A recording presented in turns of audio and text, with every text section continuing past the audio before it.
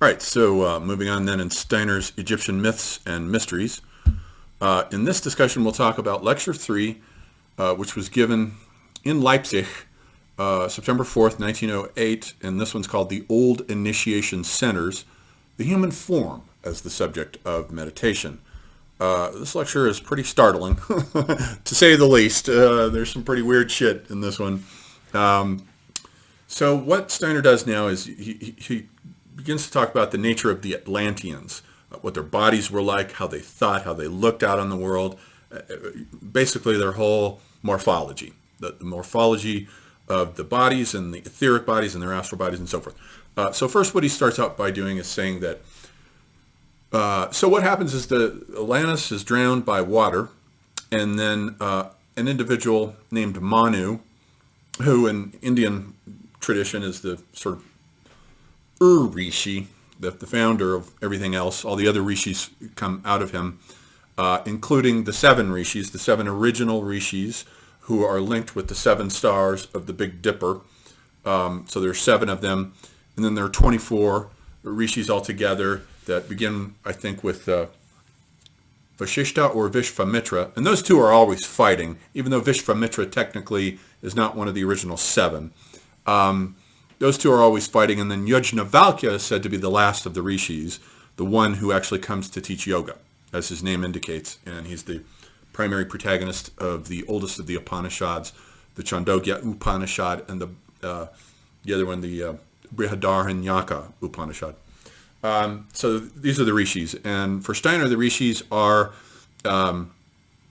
people who've inherited the mystery cults, the initiation wisdom from Atlantis, and they have migrated from west to east. Manu's kind of like a Moses figure, leading. Imagine these, a ragtag band of refugees here from Atlantis who are looking for a place to settle. They wander through perhaps the Bolan Pass, down through the mountains onto the Indian plateau in the northern part of it, the northwestern part of it, where the Indus Valley is, and where the Harappan civilization emerged out of a Neolithic background of village cultures, indeed going back to about 7,000 BC with Mehrgar. So we can grant Steiner that. So this happens, and then they set up the initiation centers, the wisdom centers, for the first post-Atlantean civilization. Steiner says this is the Indian civilization. But then he says, now let's backtrack a bit. Let's go back to Atlantis and take a look at how these people were, what they thought, and how they looked out on the world. And he says, basically, eventually what happens is that there's 2 types of Atlanteans, those who are more advanced and those who are still a bit lagging. They lag behind. He uses the word, or the translator does, retarded, which is not a good word to use, especially since Steiner was very good with mentally ill individuals or individuals who were regarded as slow. He was very good with teaching them and developing special techniques for them to learn how to be of service to society in some way. But those, let's say, who were less advanced are still the clairvoyant ones. They're still the ones who have the highest level of clairvoyance, and they're the ones who look out upon the world and still see it as a fog, as a kind of a fog, but still have very strong, when they leave their bodies, they go to join the realm of the gods, and they hang out with the gods at night, then inhabit their bodies in the daytime and look out on the world in a kind of a fog. And he says these kinds of individuals would approach, let's say, a pond. Let's say one of these individuals is approaching a pond. That individual would be able to actually sort of taste the water before he even got anywhere near it. The taste of the water could be felt in his mouth. Or let's say a cube of salt, we would have to lick the cube of salt in order to get the taste. But the Atlanteans did not. They could already taste it just by seeing it from afar. They already knew exactly, they could experience the taste of it. So their senses are still sort of diffuse and spread out. And he also says that if one of these Atlanteans that still has a high degree of clairvoyance approached a pond, they could also see the spiritual beings that inhabit the pond. But they would have to exit from their bodies to go join the spiritual beings at night. And then they could see the pond being, whatever it is, a Nixie or whatever the elemental spirits inhabiting water were. they could see them at night if they lay down asleep and went to sleep by the pond. They could see the pond beings, the elemental beings. So this is the kind of consciousness that they had. The others who were more advanced are the ones who are losing the clairvoyance, but they are gaining object clarity. The world is coming into focus for them, and these are the ones who are the advanced ones, who still have they're sort of half clairvoyant and half able to see the world very clearly. So we've got these two different types of Atlanteans at first. So he gives you a sense of how the Atlanteans looked out on the world, how they perceived it.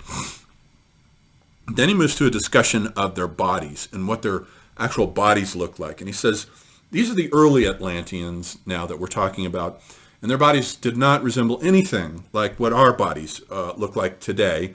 They were sort of transparent, like he says, like sea animals, like jellyfish, presumably, and they have these luminous light threads inside of them, so they have these sort of amorphous jellyfish-like bodies.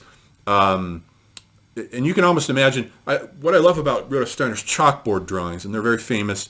He uses different colors when he's doing these chalkboard drawings. They're really works of art unto themselves, and indeed they inspired the contemporary artist Joseph Beuys for his artwork. So his chalkboard drawings are amazing, and they're very self-luminous. The Hindus make a distinction in their philosophy between two different types of matter. Stula matter, which is physical, it's hard. It's physical, it's gross matter. And there's a subject-object distinction. And those forms are illuminated from without by the sun or fire. They are not self-luminous. They're illuminated from without, and they change form slowly. But the forms of dream and myth are sukshma forms, and they are self-radiant. They radiate their own internal bioluminescence. These are the forms of our dreams and myths. And in a way, what I like about Steiner is he has a way with his ideas of rendering the world this way, of transforming it from stula, gross matter, to sukshma, to self-radiant matter. And this is what he's doing with his chalkboard drawings. That's why they strike you when you look at them as just radiant. They're pulsing and glowing. And this is the way this guy thought about the world. He was able to render it into this self-radiant world. So these Atlantean beings were kind of like jellyfish, which are also self-radiant. They sort of radiate their own weird internal bioluminescence. So that's what these beings were like. They were amorphous, and they had these jellyfish-like bodies. And that's kind of what their physical bodies were like. But then he says their etheric bodies now were actually very large. They were hugely developed. And he says there are 4 different types of them. And the 4 different types correspond to the tetramorph of Christian tradition, which is the bull, the lion, the eagle, and the man, which, so far as I know, first appears in Ezekiel's vision when he sees the chariot that's luminous in the sky, self-luminous in the sky like a UFO, and at each corner it has a creature that has 4 faces, and these are the 4 faces, the tetramorph. Then they appear again in the book of Revelation, Revelation 4:7, where they appear again attending the throne of God. And then they are, in Christian tradition, associated with the 4 evangelists. The bull is associated with Luke, and the lion is associated with Mark, the eagle is associated with John, and the man, the water bearer, is associated with Matthew. And those are, of course, the 4 fixed signs. The signs of the zodiac occur in groups of 3, and they go cardinal, which is inceptual, fixed, which is stable, and then mutable, which means it's disintegrating and getting ready for the next inceptual cardinal group of 3 signs. So these are all fixed signs, middle signs. This isn't Aries here. They're middle signs of each of the 4 groups of 3 that compose the zodiac.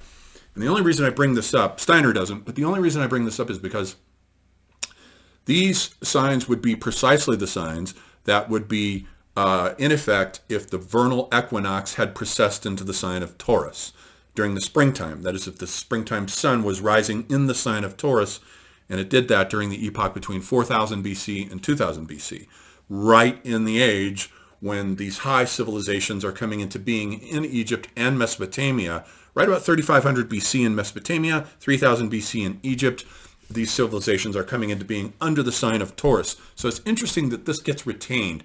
Specifically, these 4 fixed signs are retained all the way down into the writing of the Gospels, and they become associated with the four evangelists, who then in turn must become associated with these signs of the zodiac. But here Steiner is saying that the etheric bodies, which are so massive, that surround these beings, and they have small, shrunken, physical, jellyfish-like transparent bodies, but their etheric bodies can be grouped into temperaments with these four signs. But he only gives two examples. He says that those individuals who had hearty appetites for both sex and food are the bull. Their etheric bodies are associated with the bull, whereas those who are more spiritually inclined are associated with the eagle. The eagle soars through the air. It wants to leave the earth behind and earthly things and attachments to the physical body. So those would be the eagle types. But then for some reason, maybe he forgets. When you're talking, you do forget things. He forgets to give examples of the other two, so he doesn't. But he says their etheric bodies are like this. Then he says their astral bodies are also huge, but they're undeveloped. So they've done nothing really to develop their astral bodies. Their etheric bodies are their primary thing, which is important because when there's a surplus of the etheric body that doesn't have to use so much of its energy to form the physical body, that surplus can then be used for clairvoyant activities, for communicating with the other side, with the dead, with gods. You need that surplus etheric body. And so their etheric bodies are huge. Their astral bodies are huge, though undeveloped. And their egos are negligible. They're not even worth talking about at this point. So we have these four groups that are grouped into these etheric signs. And then he says, now how the human physical body became the way it is today started to happen in about the middle of the Atlantis period, when the spiritual initiates, the gurus, let's say, he uses the word initiate, but these are the guys who are holding the old ancient wisdom left over from Atlantis, or in Atlantis. We're still in Atlantis. It hasn't collapsed yet. So the pupil would come to the initiate, the one who is initiated into the spiritual wisdom of this Atlantean civilization. And at that time, he says the Atlanteans had much better control over their physical forms than we do. Their thoughts were actually strong and powerful enough to actually change their physical bodies to conform with these thoughts. He says today we can't do this hardly at all. He doesn't say this, but one thinks about yogis who have such powerful control over their bodies that they can change their physicality. I've heard accounts of yogis doing Kundalini yoga, and you can see parts of their bodies warming up with like rashes where the chakras are supposed to be going up, and their thoughts can actually affect their physical bodies. He says today our thoughts reach down about as deep as the etheric body. That's the memory, wisdom, storing, education center that stores all your memories and learning and so forth. But to get it down into the physical body is much harder. But the Atlanteans could do this. They still had such powerful thoughts that they could get their physical bodies to actually change shape and conform to these thought forms. And he says that, if you remember in the previous lecture when he was talking about the evolution of the universe, the first thing he talked about was a brief hint at what might be the Saturn phase, although he doesn't say Saturn, where the universe begins with this mist, and in this mist are these bright points of light, these little scintillae of light that represent the earliest physical forms of human beings, although these would not be visible to sense perception, physical forms of human beings. And he had said that in those physical forms lie the physical archetypes for how the human being will eventually, ideally end up looking, like we do today.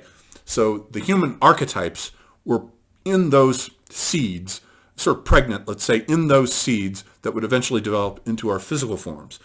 Now, these initiates have carried these seeds from that epoch. And what they could do is plant that thought form seed in front of the pupil, and the pupil could meditate on this thought form archetype, and very quickly would be able to get the physical body to then take on the shape that it has now, the shape that we've wound up with here, these monkey bodies, which is a totally different version of how we got these bodies. That's the physical account. But this is the astral spiritual account. And so these Atlanteans could just meditate on this thought archetype and get their bodies to actually conform to it. And these are the ones These are the advanced Atlanteans who point the way to the future, who will then survive and lead on to the establishment of the post-Atlantean civilizations, which he's going to get into next. So, like I said, with Steiner, you're going to find stuff that you would only find in like sci-fi or fantasy novels. The guy's crazy. I mean, he's just insane with this stuff. It's quite fun reading through his ideas because there's no one else where you're going to get this kind of crazy stuff from. So that's that lecture on the initiation centers of Old Atlantis.